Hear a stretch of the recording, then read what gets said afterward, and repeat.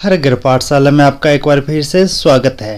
तो आज हम स्टडी करेंगे एक्सरसाइज 2.4 के क्वेश्चन नंबर 2 से। तो मुझे विश्वास है कि आप ये पूरा वीडियो देखेंगे और आपने जो डाउट है वो भी ज़रूर क्लियर करेंगे। तो चलो स्टार्ट करते हैं बिना किसी देरी से। तो ये रहा स्क्रीन के ऊपर आपका पहला प्रश्न, question number 2। Find the reciprocal of each of the following fractions. Classify the reciprocal as proper fractions, improper fraction and whole number.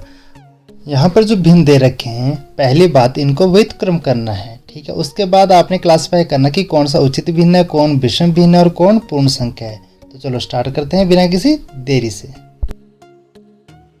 तो सेकंड प्रश्न का पहला पार्ट 3/7। तो रेसिप्रोकल क्या होता है? रिवर्स हो जाता है। डिनोमिनेटर जो होता है न्यूमरेटर हो जाता है, न्यूमरेटर डिनोमिनेटर, अंश हर और हर अंश हो जाता है। तो ये बन गया इसका रेसिप्रोकल 7/3। तो जब भी हमारे पास न्यूमरेटर बड़ा होता है और डिनोमिनेटर छोटा होता है तो वह एक इम्प्रॉपर फ्रैक्शन यानी कि विषम भिन्न कहलाती है। तो 7/3 एक विषम भिन्न है, ठीक है। सेकंड पार्ट है 5/8। तो इसका रेसिप्रोकल करेंगे व्युत्क्रम, तो ये क्या बन जाएगा 8/5। ओके, तो यहाँ पर 8 बड़े हैं तो यह भी एक इम्प्रॉपर फ्रैक्शन है। अंश जब बड़ा होता है हर से तो हमेशा वो इम्प्रॉपर फ्रैक्शन यानी कि विषम भिन्न होती है, ठीक है। तो इजी है ना ये प्रश्न बच्चों। चलिए अपने नेक्स्ट क्वेश्चन की तरफ। यह थर्ड पार्ट में 9/7 है। तो रेसिप्रोकल क्या हो जाएगा 7/9, ठीक है। तो 7 अब छोटा है, अंश छोटा है, न्यूमरेटर छोटा है। जब छोटा होता है तो एक प्रॉपर फ्रैक्शन कहलाता है, ठीक है, एक उचित भिन्न कहलाता है। Got it. पार्ट 4 में भी ऐसा ही है, 6/5 है। रेसिप्रोकल 5/6 हो जाएगा। 5 क्या है? छोटा है 6 से, इसलिए एक प्रॉपर फ्रैक्शन है। अब इसी तरह से आपके पास पार्ट नंबर 5, 6 और 7 यहाँ पर सॉल्व करके दे रखे हैं। आपने इनको करना है, अपने अध्यापक की सहायता भी लेनी है और कॉपियों के ऊपर भी इसको सॉल्व करना है। तो चलो ठीक है, अब चलते हैं अपने नेक्स्ट क्वेश्चन की तरफ। क्वेश्चन नंबर 3 था, आपने एज अ वर्कशीट में आपको दिया था, आपने जरूर किया होगा।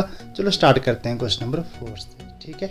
तो यहाँ पर हमने क्या करना है, हमने डिवीज़न करना है और इनका आंसर निकालना है।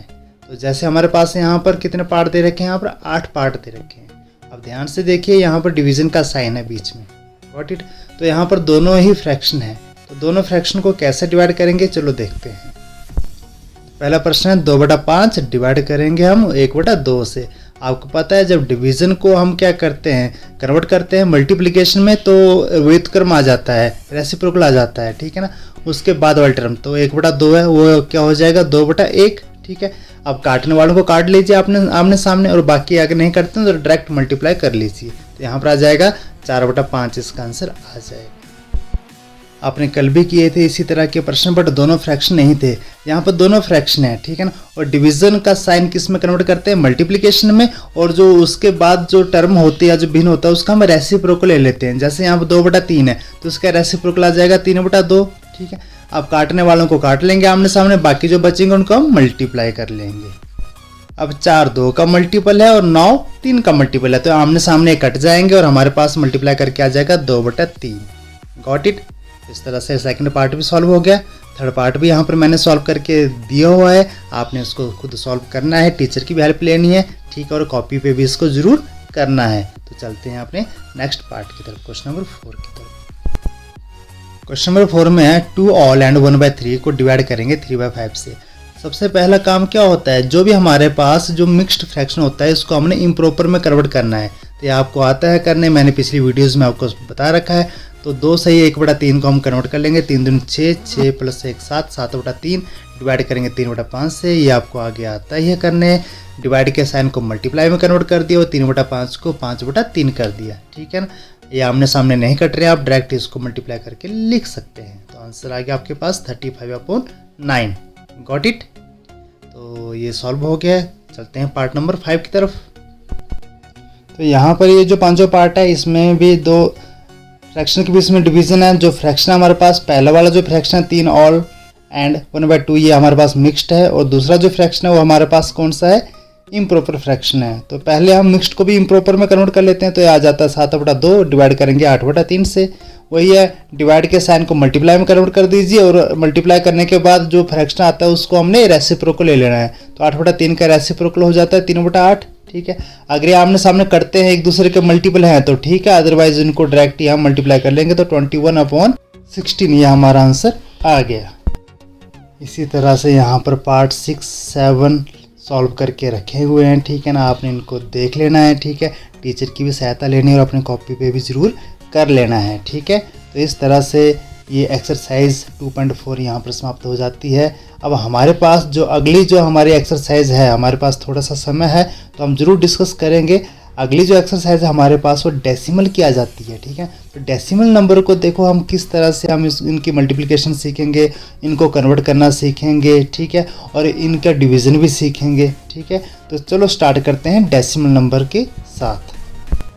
जब भी आपके पास कोई नंबर होता है, ठीक है ना, उसको जैसे हमारे पास आ गया 453। ठीक है ना, यहाँ पर आपका पता है 453 जो लिखा है 3 इकाई का अंक है। ठीक है ना, जो 5 है वो दहाई का अंक है और 4 जो है हमारे पास सैकड़ा है। ठीक है ना, बट ये हमारे पास किस तरफ अंक आ रहे हैं, ये आ रहे हैं हमारे राइट से। हमने जब लेफ्ट की तरफ जाते हैं, अगर हमने राइट की तरफ ही जाना है, ठीक है ना, जो हमारे पास इकाई का अंक है इसके राइट की तरफ अगर जाएं तो यहाँ पर हमारे पास कौन से हमारे पास वो नाम आएंगे, क्या बोलेंगे हम उन अंकों को। ठीक है, तो यहाँ पर एक पॉइंट लग जाता है। सपोज करो मैंने यहाँ पर एक पॉइंट लगा लिया, इसके बाद जो अंक आएंगे, ठीक है, जो पहला अंक होगा वो हमारे पास क्या होगा, वो दशांश का होगा। ठीक है ना, और जो दूसरा अंक होगा वो कौन सा होगा, शतांश का होगा। ठीक है ना, तो इसी तरह से तीसरा क्या होगा, वो हजारवां होगा। ठीक है ना, तो इस तरह से ये जो डेसिमल पार्ट इनको हम पढ़ते हैं। ठीक है ना, तो ये आपको मैंने पिछली वीडियो में भी बता रखा है। ठीक है ना, रिमेडियल टीचिंग में भी आपको सिखा रखा है। मैंने सिर्फ यहाँ पर आपको क्या बताना है कि जो एक्सरसाइज में जो क्वेश्चन दे रखे हैं, ठीक है ना, उनको कैसे सॉल्व करना है, और वहाँ भी कुछ कन्फ्यूजन रहेगा हमारा डेसिमल के प्रति, तो उसको हमने क्या सॉल्व करना है। तो चलो स्टार्ट करते हैं नेक्स्ट एक्सरसाइज, एक्सरसाइज 2.5 का क्वेश्चन नंबर फर्स्ट। ये कह रहा है विच इज ग्रेटर, बड़ा कौन है। ठीक है ना, तो पहला पार्ट है 0.5 या 0.05, दोनों डेसिमल नंबर हैं। ठीक है ना, तो दोनों में बड़ा कौन है, ये हमारे पास ऐसे 6 पार्ट यहाँ पर दे रखे हैं। चलो हम पहला पार्ट हम इसका सॉल्व करते हैं। तो ये रहा पहले पार्ट का आंसर।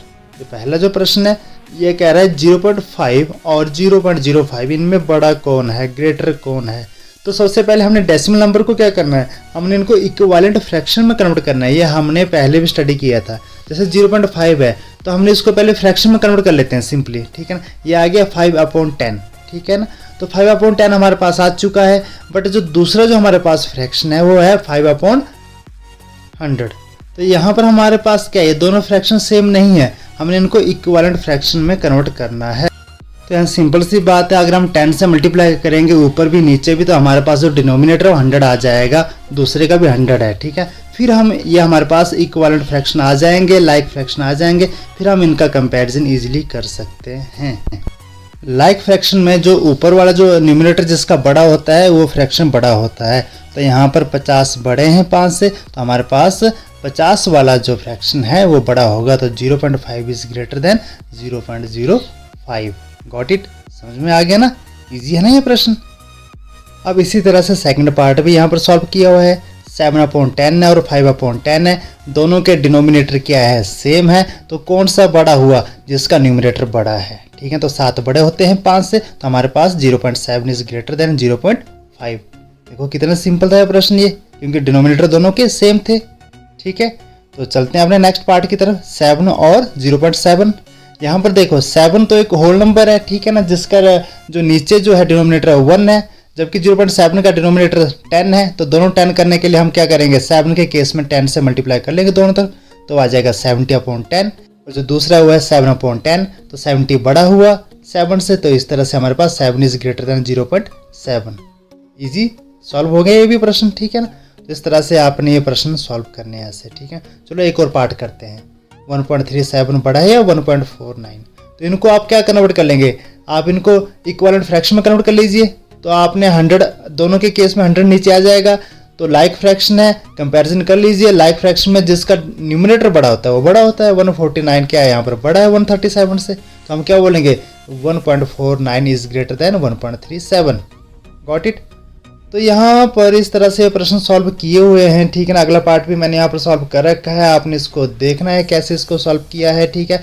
जो पार्ट यहाँ पर नहीं दे रखा है वो भी आपने सॉल्व करना है। जो वर्कशीट में दिया होगा होमवर्क वो भी सॉल्व करना है। अपने अध्यापक की सहायता से वीडियो फुल देखना है। अगर कोई आपको चीज़ समझ में नहीं आती है तो कमेंट करके भी आप पूछ सकते हैं। तो थैंक्स ये वीडियो देखने के लिए। मिलते हैं कल नए वीडियो के साथ, तब तक thank you and have a nice day.